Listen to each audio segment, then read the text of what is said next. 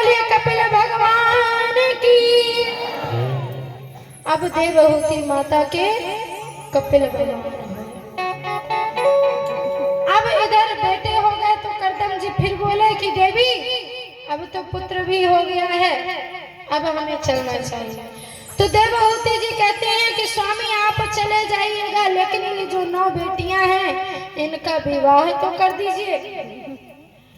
तभी वे क्या कहती हैं, एक दिन कपिल भगवान के दर्शन करने के लिए जब ये ब्रह्मा जी को पता चला कि कपिल भगवान का प्राकट्य हो चुका है करदम जी के घर में, तो ब्रह्मा जी कपिल भगवान के दर्शन करने के लिए अपने पुत्रों के संग करदम जी के घर पर आए। और जो ही ब्रह्मा जी आए तो ब्रह्मा जी के भी 9 बेटे थे। तो ब्रह्मा जी से करदम जी कहते हैं, अरे प्रभु आप आए बड़ा अच्छा लगा, एक आपसे बात कहनी थी। ब्रह्मा जी ने कहा कहिए। ब्रह्मा जी को तो सृष्टि का सृजन ही करना था, तो ब्रह्मा जी ने कहा कहिए क्या कहना है। तो करदम जी कहते हैं कि प्रभु आपके भी 9 बेटे मेरी भी 9 बेटी, अच्छा जोड़ा मिल गया है, ना आपको भटकना पड़ेगा ना मुझे भटकना पड़ेगा। आप अपने 9 पुत्रों का विवाह मेरी 9 बेटियों के साथ कर दो। ब्रह्मा जी ने कहा ठीक है। तो वे 9 ऋषि पुत्रों का विवाह ब्रह्मा जी ने करदम जी की 9 बेटियों के साथ किया। कला देवी का विवाह मारीची से, अनुसुईया का विवाह अत्रि से, अरुंधति का विवाह वशिष्ठ से, ख्याति का विवाह भृगु से, शांति का विवाह अथर्व से, क्रिया का विवाह क्रतु से तथा हविर्भु का विवाह पुलस्त से किया। 9 बेटियों का विवाह करके करदम जी अपने कार्य से मुक्त हो। जब अपने कार्य से मुक्त हो तो अब बोले करदम जी देवी अब हम अपने कर्तव्य से मुक्त हो गए।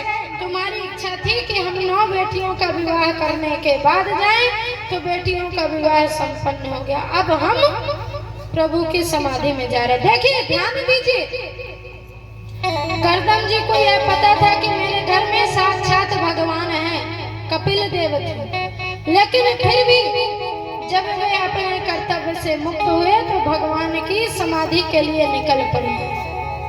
क्यों? क्योंकि ये कलयुग है। इस कलयुग में पुत्र का पुत्र हो जाता है, लेकिन माता पिता कभी कुमाता नहीं। आज के पुत्रों को देखिए कि अगर माता पिता बहू रानी घर में आई तो पुत्र ने कहा माता जी चलो आपको वृद्धाश्रम में छोड़ दे। क्यों?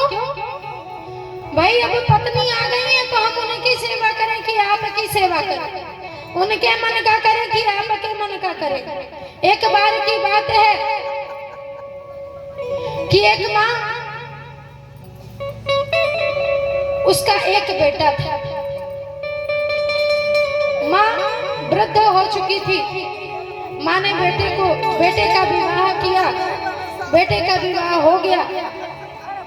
एक दिन माँ ने बेटे से कुछ कार्य कहा तो बेटे को बड़ा क्रोध आया, तो क्रोध में उसने माँ को डांटा। तो माँ कहती है बेटा मैंने तुझे जन्म दिया है, मैंने तुझे पाल पोस कर बड़ा किया, पढ़ाया लिखाया और इतना बड़ा किया।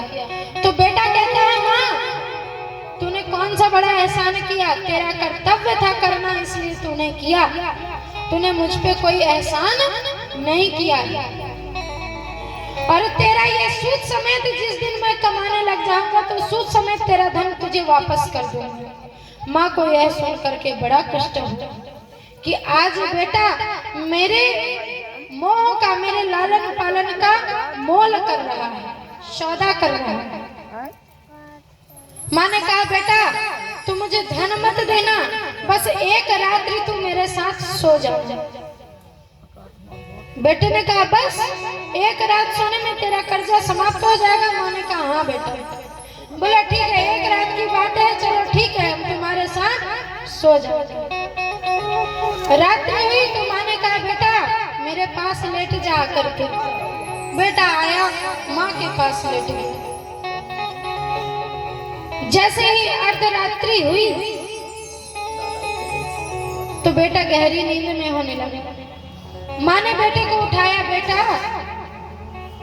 बेटा नहीं सुना।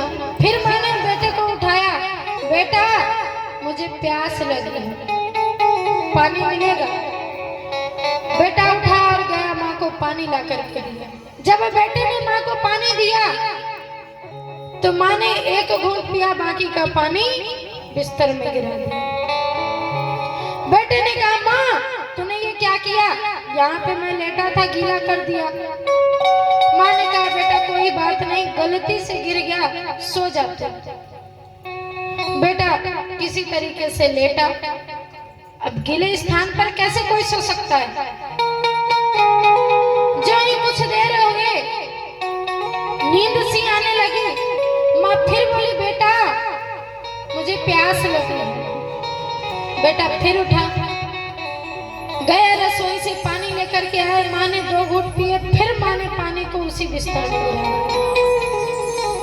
बेटा फिर जोर से चिल्लाया, माँ तूने ये क्या किया? माँ ने कहा, बेटा गलती से गिर गया, समझ में नहीं आया, कोई बात नहीं, सो जा। अब बेटा क्या करता? तो बेटे ने जो बिस्तर बिछा हुआ था उसको थोड़ा फोल्ड किया वहां पे और फिर लेट गया। जो लेटा, कुछ देर बाद फिर उसे नींद आई। कुछ देर बाद माँ ने फिर वही कार्य किया। माँ ने फिर उठाया बेटे को और फिर जल मंगाया और माँ ने इस बार पूरे बिस्तर में जल गिरा दिया। बेटा खूब जोर से क्रोध में आकर के कहा, माँ तू ये क्या कर रही है? मैं तेरे साथ नहीं सो सकता हूँ।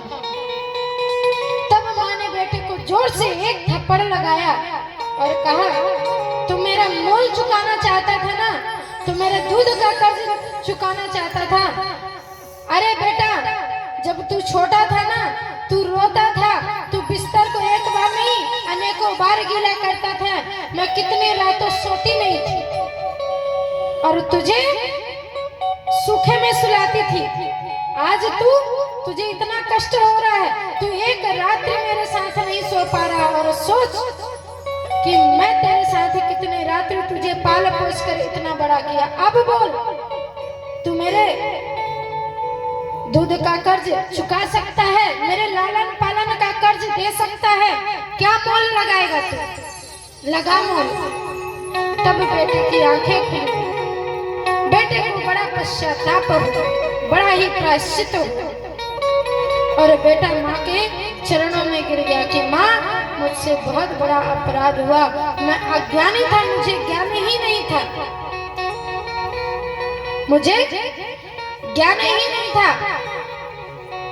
तो कहने का तात्पर्य है कि देखिए माँ वृद्ध हो गई थी तो बेटे ने माँ के साथ ये हाल किया। इसीलिए कपिल भगवान घर में थे, लेकिन पिताजी करदम जी कहाँ चले गए? भगवान की आराधना करने। कि जब हम भगवान की आराधना करेंगे तो कहीं ना कहीं हमें प्रभु मिल जाए। जब पिताजी चले गए तो अब माँ और बेटे बचे। माँ एक दिन बेटे के पास आकर के कहती है कि बेटा, तेरे पिताजी तो मुझसे कहते थे कि तेरा बेटा ही भगवान है, तो बेटा मुझे एक बात बतलाओ कि मैं ऐसा क्या कार्य करूं, कौन सा कार्य करूं जिससे मुझे प्रभु की प्राप्ति हो जाए। तो कपिल भगवान माँ की आंखों में जो पट्टी बंधी रहती है उसको खोलते हैं और कहते हैं, माँ मैं भगवान अवश्य हूँ, लेकिन मैं तुम्हारा पुत्र हूँ और भगवान को पाने के लिए आपको संतों का संग करना चाहता हूँ। आप भगवान का भजन करो क्योंकि सब कुछ उसी में समाया है। तम त्वागता हम शरणं शरण्यं सुभृत्य संसार तो कुठारम जिज्ञासयाहं प्रकटे है पुरुषस्य नामान शब्दं मर्विदं वरिष्ठम। माँ इस संसार में आपका कोई नहीं है। अगर आप सोचो कि पड़ोस वाली मेरा साथ दे देगी या कोई मित्र मेरा साथ दे देगा, तो कोई साथ देने वाला आपका नहीं है। सिर्फ आपका साथ कौन देगा? स्वयं साक्षात नारायण। एक बात बतलाओ आप लोग, बहुत